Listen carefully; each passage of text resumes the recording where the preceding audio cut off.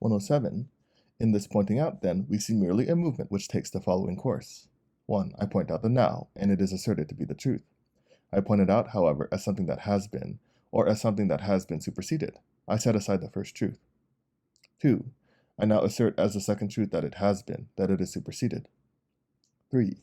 But what has been is not. I set aside the second truth, its having been, its supersession, and thereby negate the negation of the now, and thus return to the first assertion, that the now is. The now, and pointing out the now, are thus so constituted that neither the one nor the other is something immediate and simple, but a movement which contains various moments. A this is posited, but it is rather an other that is posited, or the this is superseded, and this otherness, or the setting aside of the first, is itself in turn set aside, and so has returned into the first.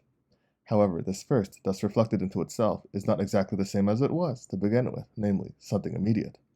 On the contrary, it is something that is reflected into itself, or a simple entity which in its otherness remains what it is, a now which is an absolute plurality of nows. And this is the true, the genuine now, the now as a simple day which contains within it many nows, hours. A now as simple as a now of this sort, an hour, similarly is many minutes, and this now is likewise many nows, and so on. The pointing out of the now is thus itself the movement which expresses what the now is in truth, namely a result, or a plurality of nows all taken together. And the pointing out is the experience of learning that now is a universal. 108.